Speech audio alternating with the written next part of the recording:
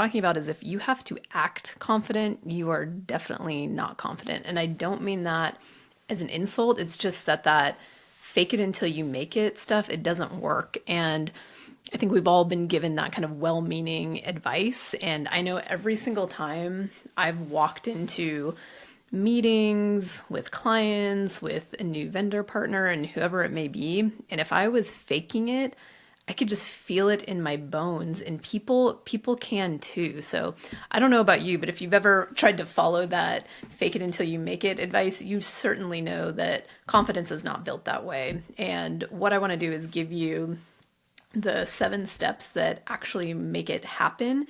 And this is based on my own experience with coaching hundreds of agents. And it's a very specific 7-step process. And the first piece of this is you have to trust yourself, right? And these steps, guys, they're very much in order, right? You can't skip steps. They stack on top of each other. And then something I want you to write down, and this always helps kind of anchor building confidence, is you don't have to be perfect. You just have to be professional. So write that down and kind of get that inside of you, right? So I don't have to be perfect. I do have to be professional. So you don't have to be perfect. You do have to be professional, right? And just keep that in mind. So the first part is trusting yourself. And what that looks like is when you tell yourself to do something, do you actually do it? So you've got to make and keep promises to yourself. And that's how you start to learn to trust yourself. So making and keeping promises to yourself is a huge one. And I can think of back to this one agent that I coached. Her name was Mary. And she always had these really big goals, right? Like gonna, take over the world, that whole kind of really confident, or at least outwardly confident persona. And then on the day to day, I'd ask, did you make your phone calls? Did you set up a meeting with that lender? Did you touch base with the closing attorney? And the answers would, half the time be no. And so we really had to sit down, and I'd be like, look, you project that fake it till you make it confidence, but you really have to learn to make and keep promises to yourself. So if you say you're going to do something, you have to do it, because clients won't trust you, business won't come until you really have learned that step 1 of trusting yourself. And the easiest way to do that is make and keep promises to yourself, okay? The second one, right? And remember, these 7 steps, they stack one on top of each other. So learn to trust yourself. The second one is skill certainty. And what I mean by that is I watch agents, I was hosting just kind of a round table of agents in that, that 3 to 5 million of production range. And I was just kind of like, guys, like give me some examples of what you're seeing out in the field, or what you're hearing. And a lot of it was they didn't feel comfortable with some of the questions. So it was like, what if a seller asked me how many transactions I've done? Or what if they ask me what's being built over there and I have no idea, right? And this was common, right? Just over and over. And I'm like, okay, so let's do something here. Write down every single thing that you are freaked out that somebody may ask you because you're not confident in the answer, right? So if there's any, so we just sat there, we did a brain dump, 5-10 minutes. I'm like, everybody just write out any questions that you are terrified of if they come up in real life. Okay, so they wrote me a list, and then the easiest thing to do, just one by one, we built the skill, so how are you going to answer this question? And as a matter of fact, I made you guys a download, and I call it the Neighborhood Expert Protocol. And it's completely free to you. You can download it in the link below. What it does, though, it's for agents that want to be confident because they actually are. And it will walk you through how to learn a neighborhood, how to learn pricing, what's going on with commercial, what are the schools, are there any railroad tracks that run through it, power lines, excuse me, all that good stuff. So if you want to truly become confident in real estate sales, you have to practice your skills and gain certainty. And so that neighborhood expert protocol is something that I developed after that meeting where I was like, hey guys, just fill this thing out. And then I brought it to my sales team and I was like, okay, so once a week, I want you guys to pick either a zip code or a subdivision and fill this thing out. So it's, you just spend, 20 minutes at your computer, fill it out, look some stuff up, and then you spend the day out in the field driving around and like actually seeing the sights and feeling the feelings. And so that's one example of building skills. Okay, so number one is trust yourself, number two is skill certainty. And then the third, right? And again, these stack is getting some of that real life experience. And so go out into the field and just see what comes. And if that scares you, because a lot of agents are like, what do you mean I'm supposed to go out and just host the open house or just call the FISBO or, call that expired? And the answer is yes. I always call it go feel the feelings and then come back and let's digest them. And so I want to give you a script that I always gave the agents on my sales team that would help them, which was, that's a really great question. Let me do some research and get back to you. And so I called it an escape phrase. So in order to build some of that confidence, so you will go out into the field in real life and experience and get some action there, you have to have what I call an escape phrase, because confidence doesn't shake unless there's something in the moment that you feel unprepared for. Okay, so I'm going to repeat that. Confidence will shake when something comes up in the moment and you panic and you freeze and you don't know how to answer. So your confidence will shake if you panic in the moment. Okay, so we create what I call, it's like an escape hatch. What happens if somebody says or asks something you don't know, and you simply use this script and it goes like this. That's a great question. Let me do some research and get back to you this afternoon. You can say, that's a great question. Let me touch base with the lender and I'll get back with you in a few hours. Okay. So you want to be able to give yourself permission to go out into the field, have these escape phrases ready to go. So that's number three, is you have to go out and get some real life experience. And I call it feel the feelings. Okay. So that's number three. Number four then is honest self-check. So how are we building confidence in real estate sales? It's these 7 things. Again, they all stack on top of each other. The first one is trust yourself. The second one is gain skills. The third one is real life experience. And now this fourth one is honest self-checks. And so are you doing what you say you're going to do? Are you showing up in the identity as the person that you say you want to become? And the easiest way that we do that in my world is we ask the $300,000 CEO question. So every day it goes like this. You're the $300,000 CEO of your real estate business. Based on your activities that you did yesterday, are you keeping yourself employed? Are you firing yourself? Or are you giving yourself a raise? So based on what you did yesterday, are you keeping yourself employed? Are you firing yourself? Or are you giving yourself a raise? And then from there, you're removing the emotion and really addressing the activities and the behaviors. So this one, it's a daily question. The result of it is ideally, you're staying employed or giving yourself a raise, which means confidence is good, we're building and growing. If the answer is fire yourself, no need to get down or kind of loop on it. And we're going to talk about handling emotions in a minute here, but you don't need to loop on it if the answer is fire. It's just dissect it, autopsy it, right? So then you ask yourself, what did I do? What went well? What didn't go well? What will I do better next time? So we call those autopsies, right? So these are an honest self-check, is the $300,000 CEO, and then we autopsy behavior. And so an autopsy goes, you just ask yourself, do a little journal prompt. What did I do? What went well? What didn't go well? And what will I do better next time? And that's it, right? You just check in with yourself and be honest about what's going on, okay? The fifth most important one is safety nets, right? So again, these are all stacking on top of each other, right? So we've got trust in yourself, we've got skill certainty, we've got real life experience, and then we've got honest self-checks and then our safety nets. And so with the safety nets, it's that thing that I asked you to write down in the beginning of the video, which was, I don't have to be perfect. I do have to be professional, right? So I will say this to real estate agents, especially when they're new to my world. I'm like, just remember this. You do not have to be perfect. You do have to be professional. Okay. So, what are some of your safety nets? And one of the easier ones is how you visually show up, right? So, if an agent shows up and their car is trashed, it's dusty, it's dirty, there's McDonald's bags on the floor, there's like MLS sheets from 1995 just sprayed all over the car. I'm like, you're not projecting confidence. Control your controllables, and your aesthetic and physical appearance will help you with your confidence. This is all about how we're building confidence. And so a safety net would be, what are you wearing? You know, that would be your outfit, your hair, your jewelry.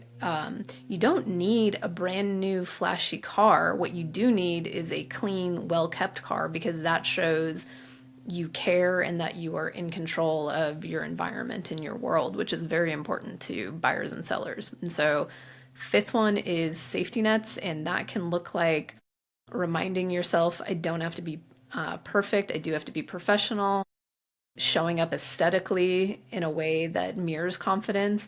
And then even back to the question, right? If when you're out getting real life experience, the safety net is also that escape hatch phrase that I gave you, which is that's a great question. Let me do some research and get back to you. So escape phrases are a piece of those safety nets. So that's number 5. And then again, guys, these are stacking on each other. So we've had trust yourself, skill certainty, real life experience, honest self checks, safety nets. And then number 6 is learning to handle your emotions. Okay. So, looping. Let's talk about looping. So I can remember this one agent that I brought in. And I mean, his name is Alan. He's on a rocket ship. Like, you could just tell, right? Like, all of his actions were leading in a direction of getting into that 10 million plus of production. You know, he looked the part, he cared for his aesthetics and how he was presenting to the world. But the thing that would get him, there was this thing that he would always do, and I called it the agent blow by blow, the story. So he would constantly want to talk about like every single last detail, and he would just loop, right? If something didn't go well, he was just looping and looping and looping on the stories, and he just wanted to keep telling me. And one day I was like, Alan, you've got to break out of this, because if you stay stuck and focused on what isn't working, you are never going to get to the parts that are working and build this business that you told me you wanted to build.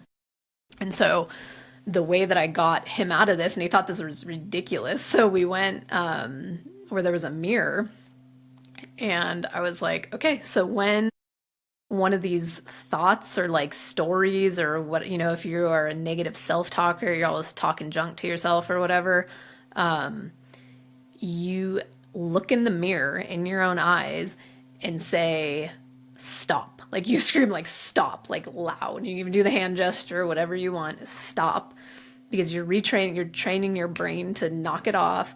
And then you replace it by saying out loud something more positive that's going to lead your life and your business where you want to go 12 times in a row, in front of the mirror, right? So you're talking, you know, you're in the mirror, you're looking in your eyes, you say stop, and then you repeat the more positive thing. So I'll give you another example. There was this woman, Susie, who she was terrified of running comparable market sales, so like CMAs and like pricing and stuff for properties. And she would always just be telling me, I'm so bad at comping properties, I don't know how to do it, blah, blah, blah, blah. And I looked at her one day and I was like, Susie, if you keep telling yourself that, you are going to keep just calling that in. You're going to keep sucking at it. And so I was like, and then the question, do you want to keep sucking at it, or do you want to change that? And she's like, well, obviously change it. But she was stuck in a loop, so I had to point that out to her. And I go, look, every time you say I'm terrible at pricing or running CMAs, again, stop and say, every day I practice and get better at pricing. And so that was her statement. Every day I practice and get better at pricing. And we would just say that over and over and over again. And that flipped the switch for her into, instead of this like reactive, out of control, I suck at pricing. This flipped the script, put her in that confident power position of every day I practice and get better.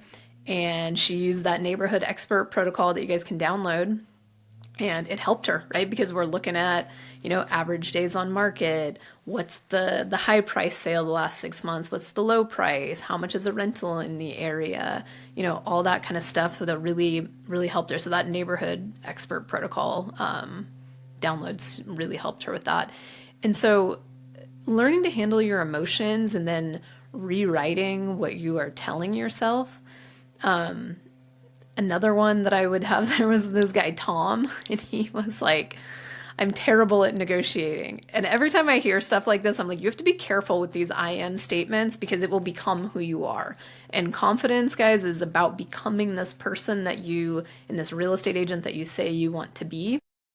And in my world, that looks like hitting 10 million plus in sales, is what I do with the agents I coach. And so this guy, Tom, right? He's telling me I'm terrible at negotiating. And the same thing, I'm like, all right, do you want to keep telling yourself that or do we want to stop that? And he's like, of course, stop it. And so I go, okay, so you have to tell yourself to stop. And then I want you to say, I'm the best negotiator in the city.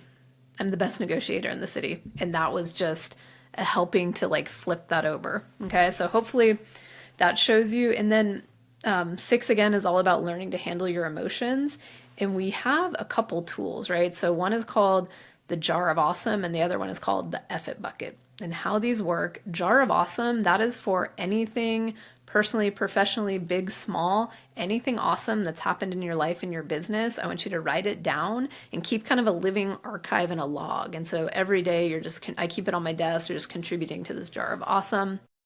Then on the other side, it's real estate, it's sales. Let's be honest, we're gonna get beat up a bit in it, and you have to realize, sales is 90% rejection, 10% success. Okay, so that 10%, we're definitely putting it in the jar of awesome over and over again.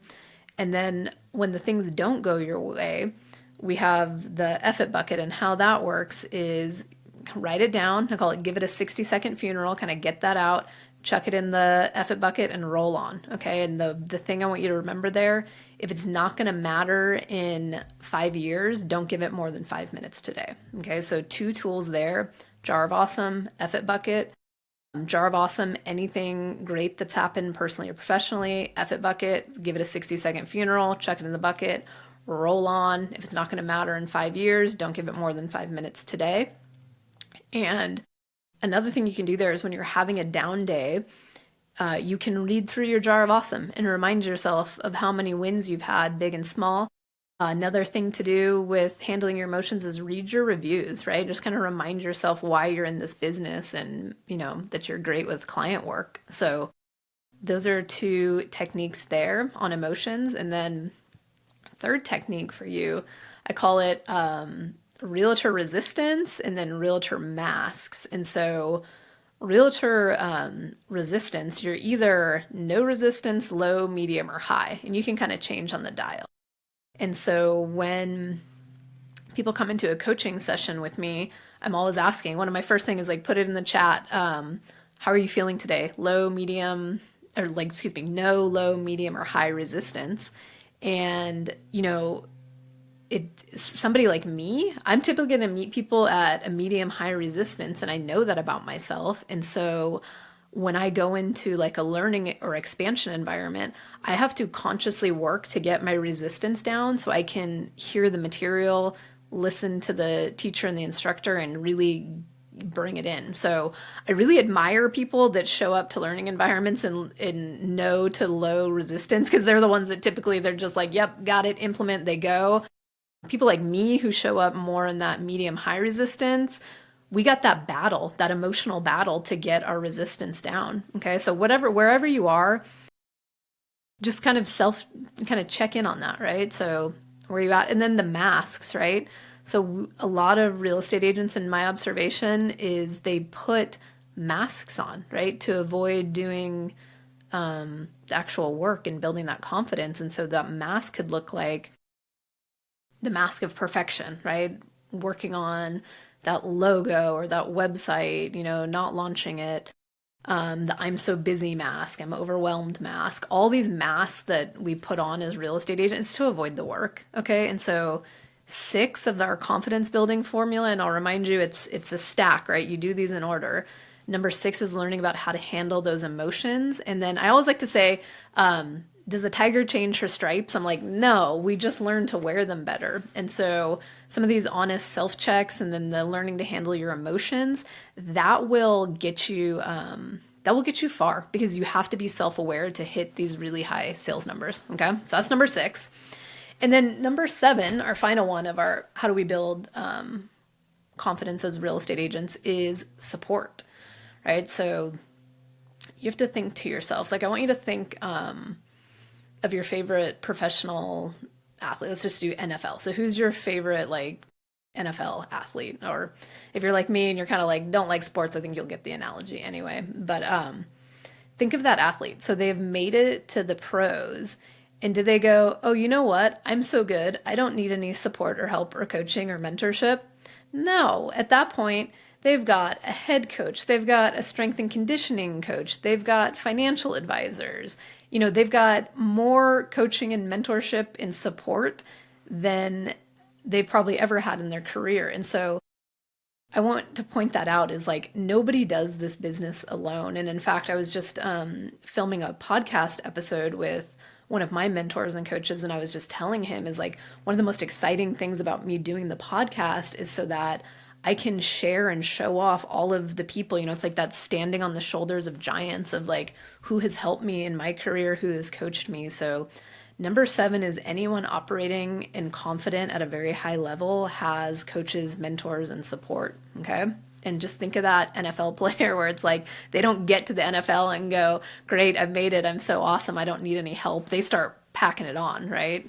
With more help. So those are the seven ways, right, guys? And it's very much in order. And I'll repeat them for you. So 7 steps of how do you build confidence as a real estate agent in sales. 1 is trust yourself. 2 is skill certainty. 3 is real life experience. 4 is honest self checks. 5 is safety nets. 6 is learning to handle your emotions. 7 is getting support. Okay. So just follow those in order.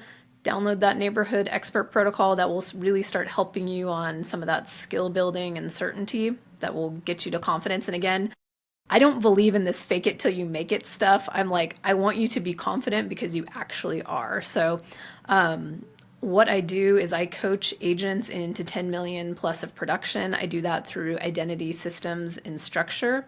And agents, when they're in my world and in my programs, you know, a lot of things I hear is they become clear, they're confident, they feel capable. So you can join my school community if you're interested in that.